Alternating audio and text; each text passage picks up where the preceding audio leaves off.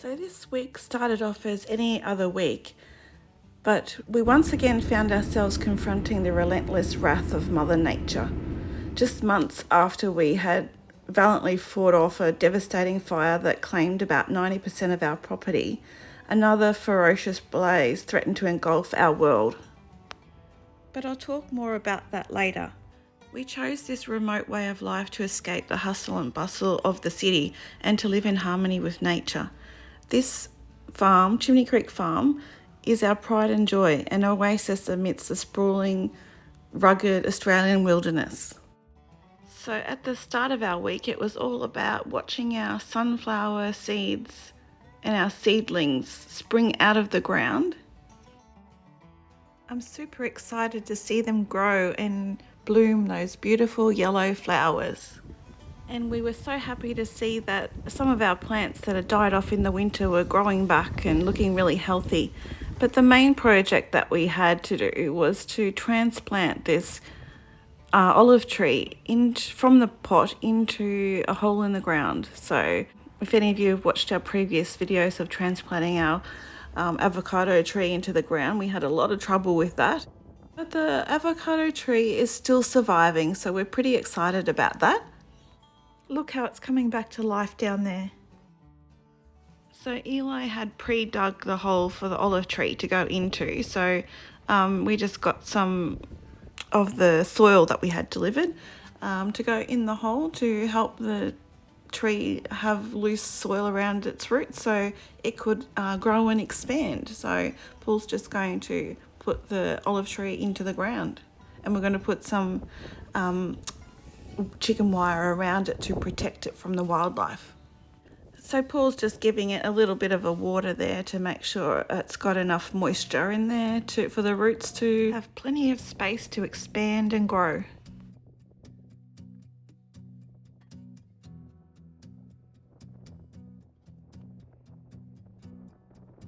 The mulberry cuttings that Mum gave us are growing really well. Look how healthy they are. They've even got the start of some little mulberries on them. I'll be looking forward to eating those. That's if the wildlife don't get them first. So we wanted to get our olive tree into the ground so that it could establish its roots before the hot summer months. So they prefer full sun, so we tried to pick a spot that was quite sunny. And the hole in the ground needs to be at least twice as wide and the same depth of the root ball of the olive tree. You can actually soak the root ball in water for a couple of hours before you transplant it as well to make sure the plant is really hydrated on the roots. Some of the rosemary are doing well, some not so good. We've got plenty of stinging nettle there for tea, and the pea mulch that we used on a lot of the plants is growing peas now, so I'm not sure if they will develop into peas. But this dwarf lemon tree has also got lots of buds and flowers on it, so we might even get some little lemons this first time round, so that's pretty exciting. Our nectarine tree that we only transplanted into the ground a few months ago is developing nectarines already. We might even be able to eat some for Christmas.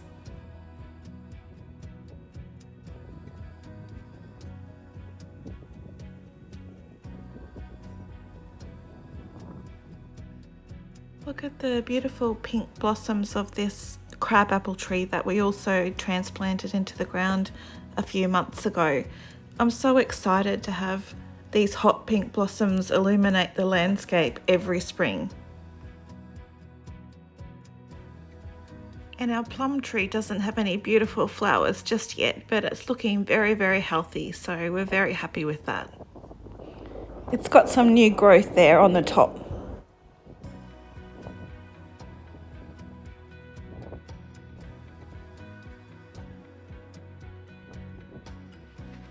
So Paul's just adding some pea mulch to the top of the olive tree here, and we'll just start putting some chicken wire around it to protect it from the wildlife.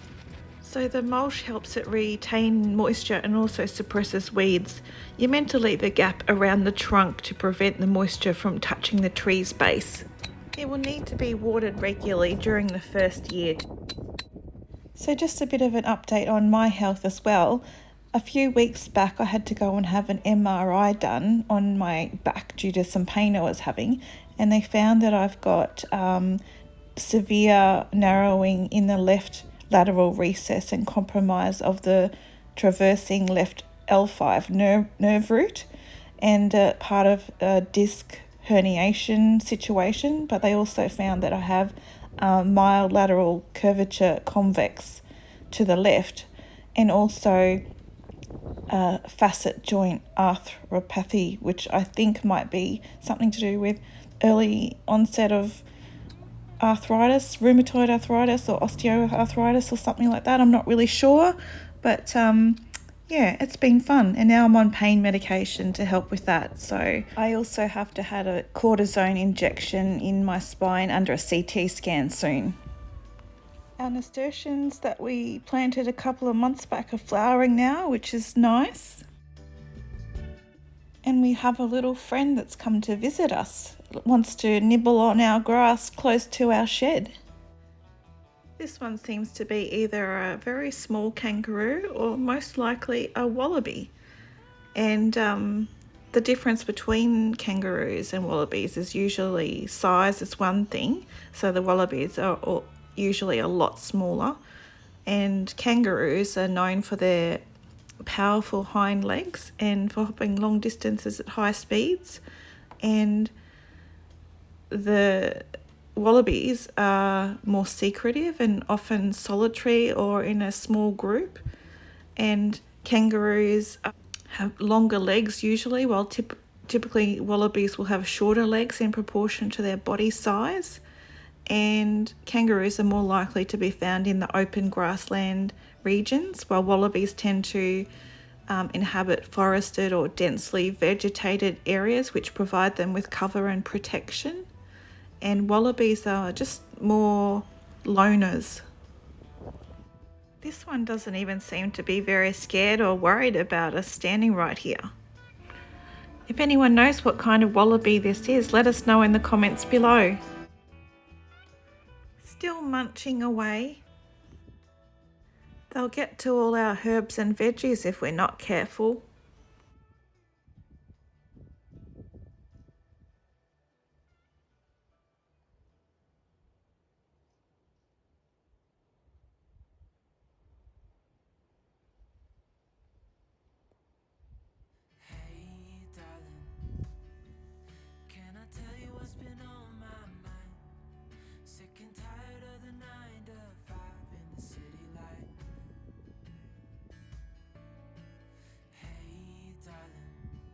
So I had to hit the road and go back to Brisbane for work.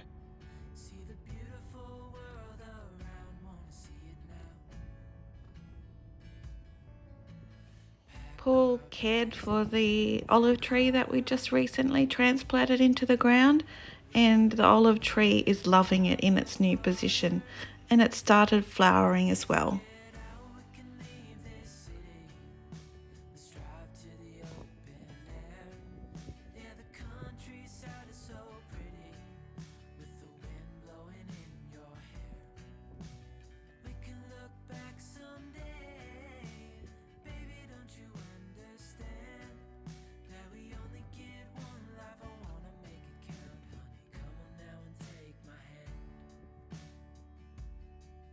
So this week we had some weather forecasts for dry, hot and windy days, and there was a lot of bushfire warnings in the area. On a sweltering afternoon, the sky turned an eerie shade as plumes of smoke billowed from the distant horizon. There was an out-of-control bushfire about 1 kilometre down the road from us, and also there was another fire starting to the west of us. And by the end, we would have fire surrounding us from the north, west and south of our property. The nearest town was quickly becoming a war zone, as all the main highways were closed to all but emergency vehicles. and the road to our property was closed. It was blocked by flames and falling embers, and also power poles were down as well. The hot days and the lack of rain had transformed the landscape into a tinderbox. As the smoke blew in closer and the winds grew stronger, we realised that all the neighbours around our property were in more danger than we were. We'd faced the fires before only 3 months ago, and we knew that the only way to survive was to help each other. The problem was, and to throw a spanner in the works, Paul was out there alone, and also he had just been diagnosed with COVID that morning. He was not in the best shape at all, and the smoke started surrounding our shed from basically every angle, and the dry air crackled with tension, and the sun blazed with an intensity that seemed otherworldly.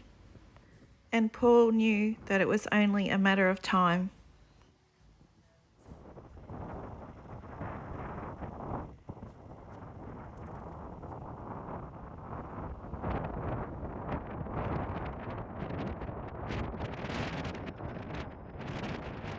Without hesitation, Paul raced towards his neighbours to see if they were okay, but he had to keep his distance because of COVID.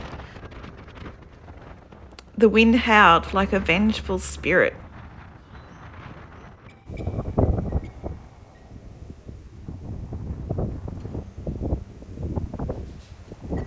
As the sun dipped below the horizon, painting the sky in fiery hues, they could see the flames getting closer and closer.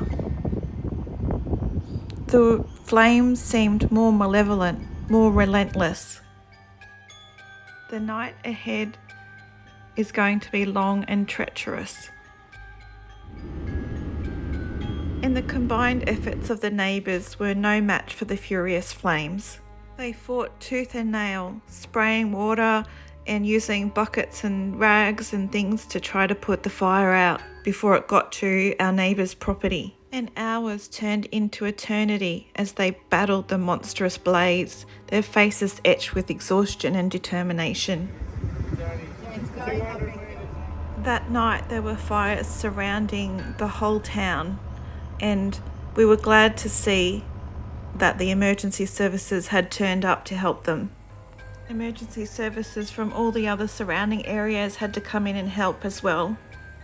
By the time Paul had given up and laid down to rest, it was midnight, and then emergency services banged on the shed door to wake him up at 3 a.m. to do a welfare check.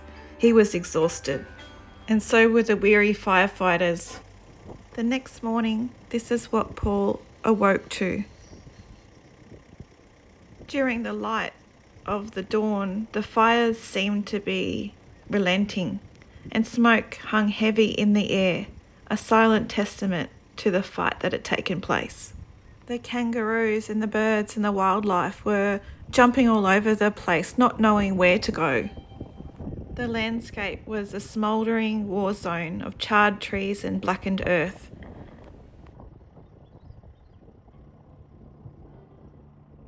Paul stood there, looking at the landscape in weariness, not realising that the worst was yet to come. I guess when you decide to live out in a remote place like this, you need to be ready for whatever the land throws at you. The Australian wilderness can be unforgiving, and the fires are a stark reminder of its power.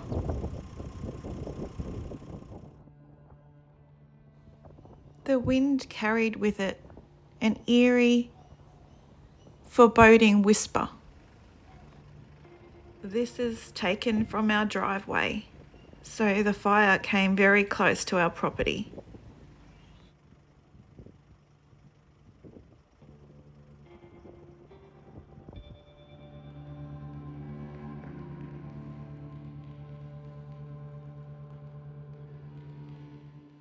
And this is our next door neighbour's property. That's the gate that goes to our driveway. Our property is over there where the sun is rising, and you can see that there's still fires burning on top of that hill.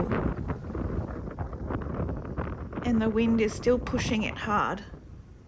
And this is the only sealed road with access to our property, and it's been closed.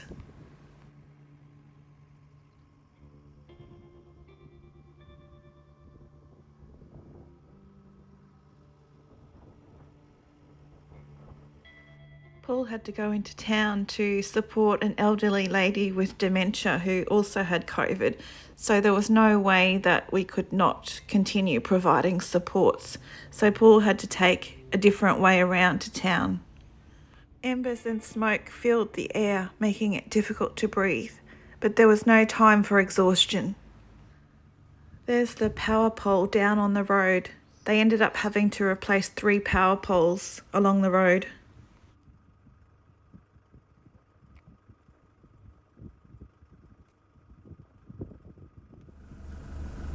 By the next evening, the fire still loomed menacingly, threatening our property and the property of our neighbours. There were all sorts of planes about. Some were dropping fire retardant stuff, and some were dropping water, and some were just checking out what was going on, but they were all over the place.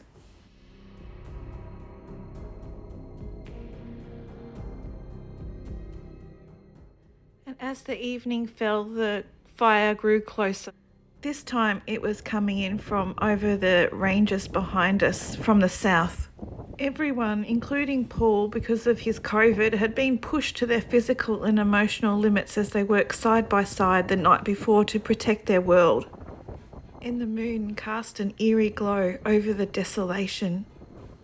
Paul could feel it in his bones, a premonition of danger looming.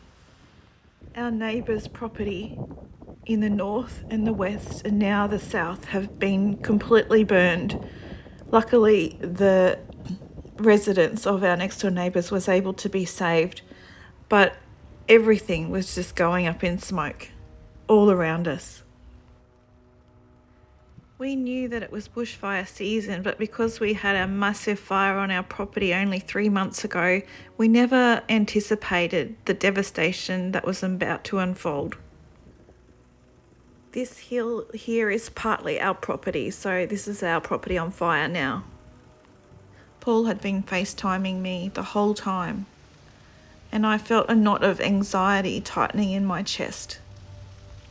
The fire grew louder, and the wind carried with it the scent of burning trees.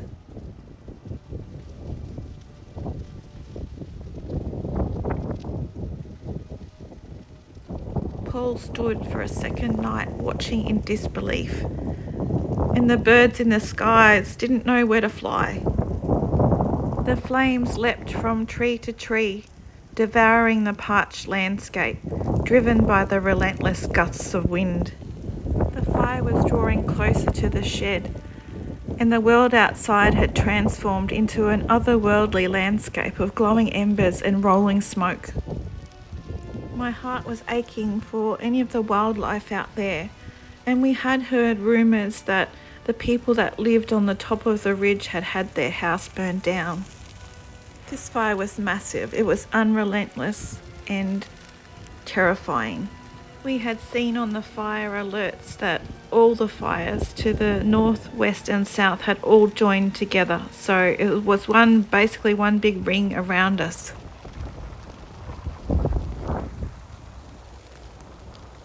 So as the raging bushfire approaches our remote property from not one, not two, but 3 directions, the west, the north and the south, Paul finds himself in a dire situation. All alone, and everything we hold dear hanging in the balance. This is the ultimate test of resilience. So all these fires from yesterday had been at the highest emergency level, which was your life is at risk, basically. Basically, the best thing to do in that situation is leave early, but it was too late to leave. So the next best thing is to change into protective clothing, tune into your radio station, just make sure you've got wet towels and buckets of water. If you have a bathtub, fill it up with water to put out any spot fires. Connect your hoses and water supply, and move them back from where there might be fire and embers, and close all your windows and doors.